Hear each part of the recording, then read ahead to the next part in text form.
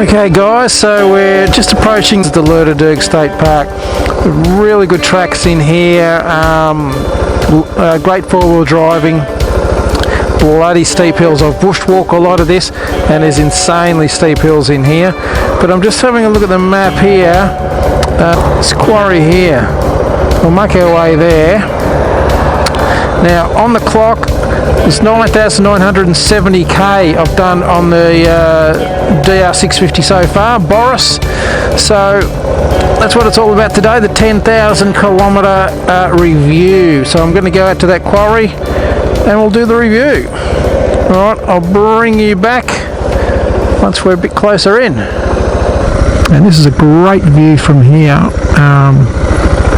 Fairly steep down there. I don't know whether the camera will pick it up or not, but again, yeah, we're just approaching the Lerderderg State Park.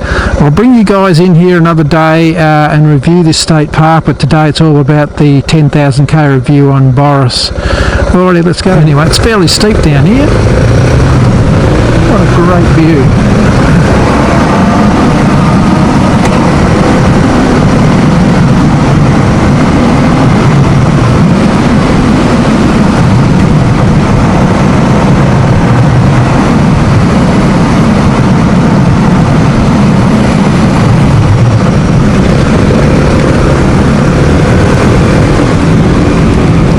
Roller coaster this road.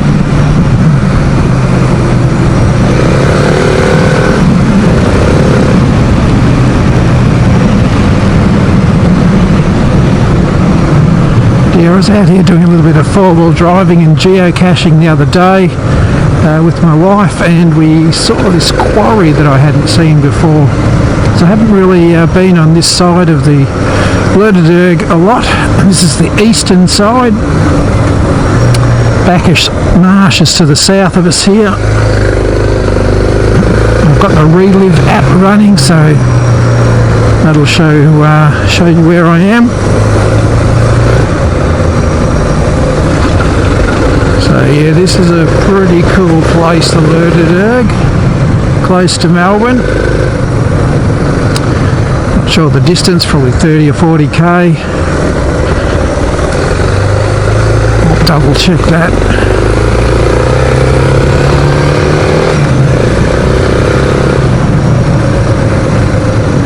But it's like anywhere.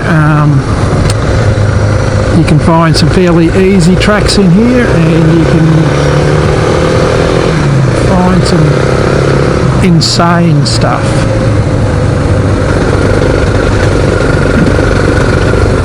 Like I said, I've done a lot of bushwalking in here over the years, and there's been some hills in here that I've walked or virtually crawled. They're that steep. You're on all fours going up and sliding down on your butt when you're coming down. So they're just that steep, it's unbelievable. So it's a pretty special place.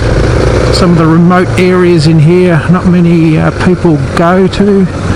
So yeah, you can spend a day bushwalking out here and not see another soul, which I would always find really good. Time to just be on your own. So yeah, this is a great road.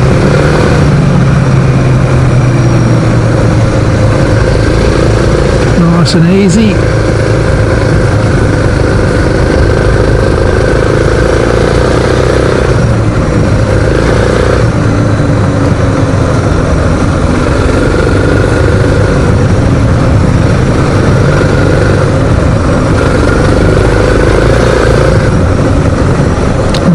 Might be that.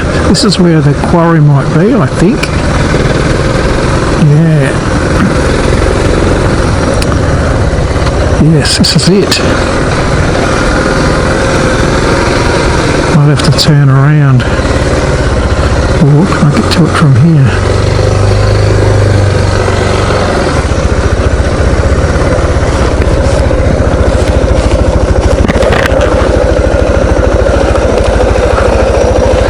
Yeah, wow. Yeah, so the other day we just drove past this, we didn't come in, and I thought this would be worth checking out.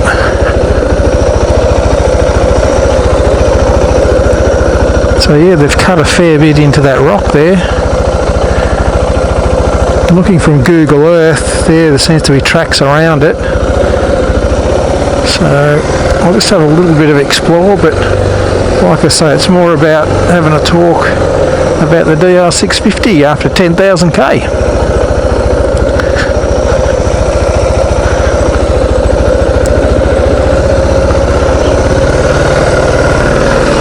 There's a ledge along here.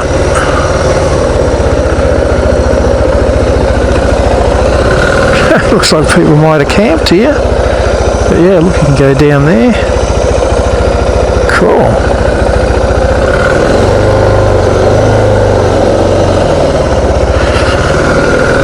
It'd be a great place to camp, really. Let's go up here. What's up here?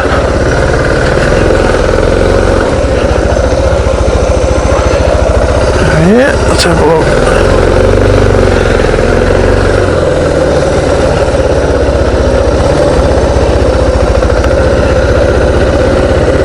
Another little campfire there.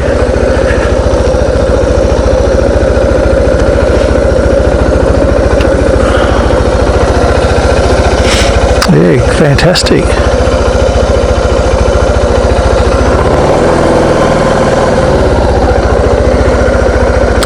Well, this looks like a good enough spot.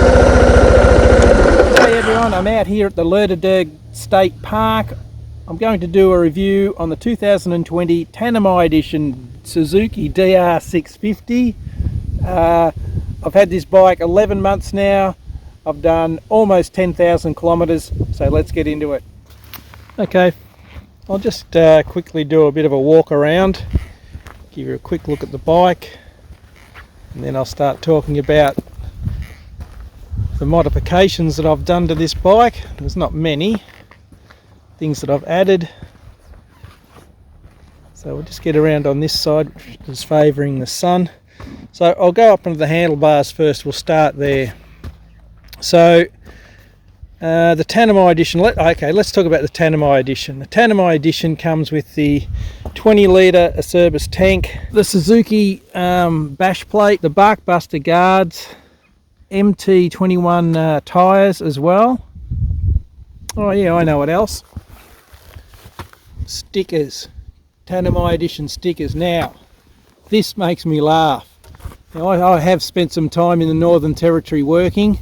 I lived at Alice Springs and Ayers Rock, and I'd flown over the Tanami Desert a few times, and if you look below the Tanami edition letters there, that's a crocodile. Now there's no crocodiles in the desert. That makes me laugh. Anyway, you get the stickers. So moving right along, what I've added, firstly onto the hand guards there, I've added the storm guards. I just like them. They're bigger, they offer more protection. Probably don't look as good, but anyway, it is what it is. I like those. I've added the double take mirrors as well, and I have spoken about those before, in that I bought those so I can swap them from the T700 and the DR650 as I please. But at the moment they're on the DR650. Great mirrors, easily adjustable. They can move around a little bit, so you got to make sure that that's up fairly tight. But other than that, they're great. You can just swing them out of the way if you want. Like that. You can get replacement mirrors if you break these. Yeah, just the ram mounts there. We've also got this Wunderlich. It's a handlebar bag. It's designed to be on handlebars that don't have a cross butt brace, but these handlebars do, so it sits up proud of that. And but I do find it very handy. Just got some zips here and zip there, just to carry stuff in, and it's all waterproof zips there. So yeah, very handy little thing, because on the DR650 a tank bag here just gets in the way. I don't like it. Yeah, so that's just a smaller option. So that is about it there on the handlebars. I do have this GPS. That's an eTrex 30. I mainly use that for geocaching. I may just start using it as a navigation thing, but the screen is fairly small, but that's its main use anyway, the geocaching. But from a navigating point of view, yeah, I might try and get into that for the motorcycling and let you know how that goes. So yeah, the Garmin eTrex 30, simple little unit. Okay, so moving along, Barrett racks on the back here. Really strong, really sturdy, and what else can I say? Great Australian product. I've got the Barrett bags, the saddle bags, and the bag that goes on the top. The air box I've got, obviously the standard air filter, but I am running the Uni-Filter. I don't know whether you can see the sticker there. The Uni-Filter filter as well. They had a bit of a deal going on there, so I ended up with 2 Uni-Filter filters and the OEM filter. And also, so when I do change the air filter in here, I also bought a spare breather filter as well, OEM equipment stuff. So when I change the air filter, I change the air breather as well, so both those get done. And then I just clean the dirty ones and put them aside and let them dry and ready to go when I do need to change over. So that's the air filter. Obviously on the back here I've got the B&B tail rack, the top plate, and also a Givi attachment plate as well. So I use the top box that I got with the T700. I use it a lot. I use it on the little GS310 and the T700 and the DR650. So it's very handy. It'll hold your helmet in it. It's great for going shopping or going, commuting to work. So that's why that's sitting there. I can just throw that top box to whatever bike I want. Very, very handy. And when I'm doing a camping trip, I just take that off. There's just four screws that hold that on. Just take that off, and then the bag goes on top there and gets lashed around. So that's there. Okay, again on this side, I've fitted the B&B frame protectors on both sides, and also the B&B sprocket cover there. So they're great little items, keep things protected. So moving around, still running the stock exhaust. I don't know how long that'll last, but it's still there. Yeah, again on this side, the frame protector, B&B, got the B&B case saver here. Oh, I didn't point that out on the other side, it's there as well. So yeah, they're doing a good job. Also, this is a product that Adventure Bike Australia sell. There's a little sticker there, Adventure Bike Australia. They sell these. This is the oil filter cover. It is actually made by B&B, but you can only get these through Adventure Bike Australia. You can see their little logo's been etched onto that. Yeah, and this cover, it just bolts straight over the oil filter cover. It doesn't replace it, it just bolts straight over. So they give you, I think they give you 3 longer bolts. I don't think they're the standard bolts. But yeah, you can see that. That's a fairly chunky piece of aluminium there, so nothing's going to get through that. I did have to just file a little bit of the bash plate there just to make sure that it cleared it. Very, very close to the bash plate there. The other thing I did notice when I bought the bike is the exhaust pipe is so close to this bash plate. It was actually just touching it. So I have filed a bit of a groove in there just to give it a little bit of clearance, but yeah, I didn't think that was great. So I have seen some DR650s, the pipe does sit away from the bash plate, and I've seen others like mine which are really very, very close, so I'm not sure what's going on there. But anyway, that's just another little issue, or minor issue I should say. Around the front here is the B&B oil cooler guard. Great product. Now the front of the bike, I am running a slightly different halogen globe in there. I can't remember the name, but it's supposed to be 110% brighter, so you know, doesn't really do that, but I think it's just you know, just fractionally brighter than the standard globe. But yeah, it's the headlight, look, it's adequate. It's not great, but it's adequate for the amount of night riding I do. And I've also got the bone sticker there from Aussie Bob. Thanks, Aussie Bob. Definitely looks good, looks cool, and makes the old DR a lot faster. The other addition I want to talk about is these little brackets here. These are from Adventure Bike Australia, I'm pretty sure. Now they just raised the indicators up a little bit higher, because with the Acerbis tank there, with the standard mountings, they would the indicators would hit on the tank here, but with these raised up, not a problem at all, so they do a good job. The reflectors also, I've mounted them on the mudguard. They just drilled a hole and screwed straight through. They do mount off these bolts here with the brackets, so just moving them from there into there just tidies it up a little bit. It was a Mark Victor little mod there that I copied from him. Yes, other than that, the whole front end is standard. The mudguard, look, the mudguard does flap around a bit. A B&B brace across the top there will be on the shopping list at some stage.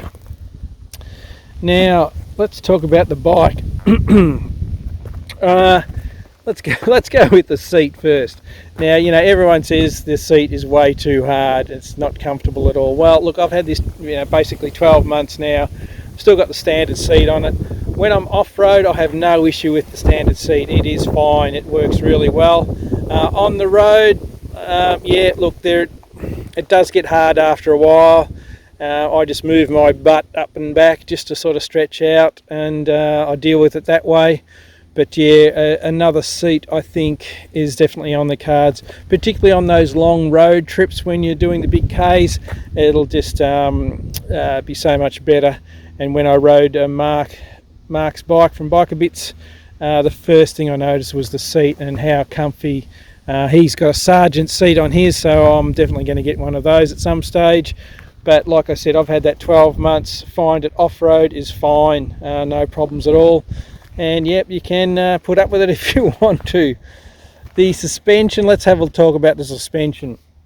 Now again, it's another problem with the bike that everyone sort of addresses, saying it's way too soft. And again, look, 12 months I've had this bike and it's been a pleasure to ride.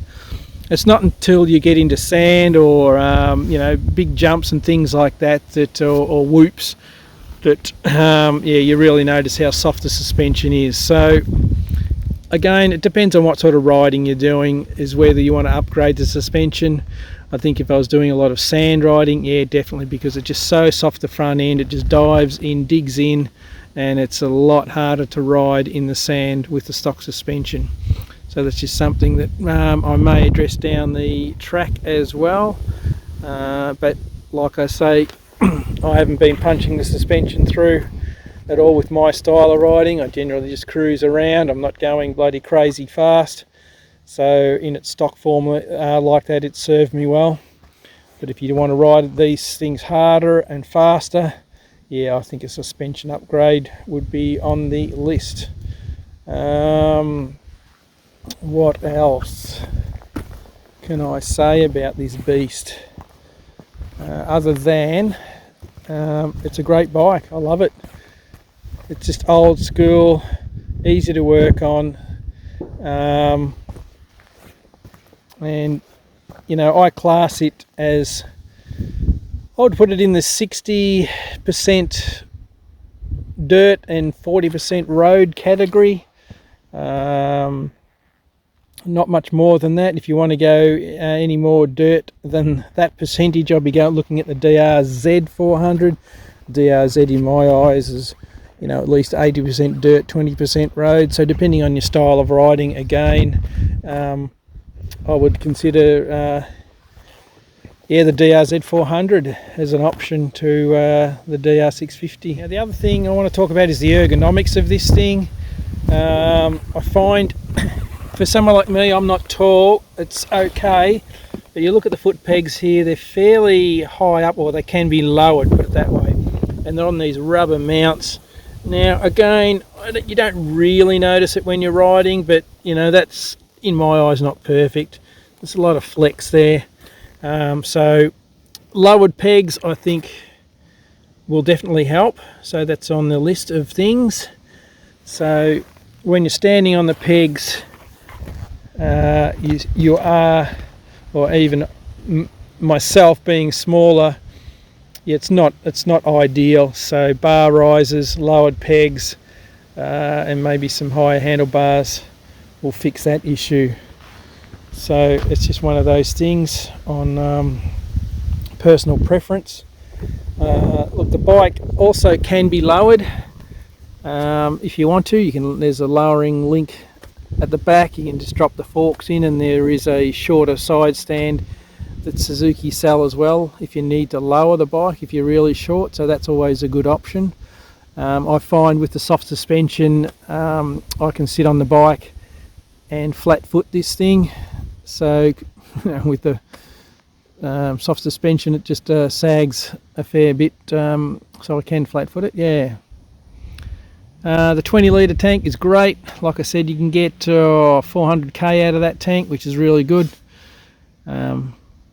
Not sure whether I'll go for a safari tank down the track, but that 20 litre one certainly does the job.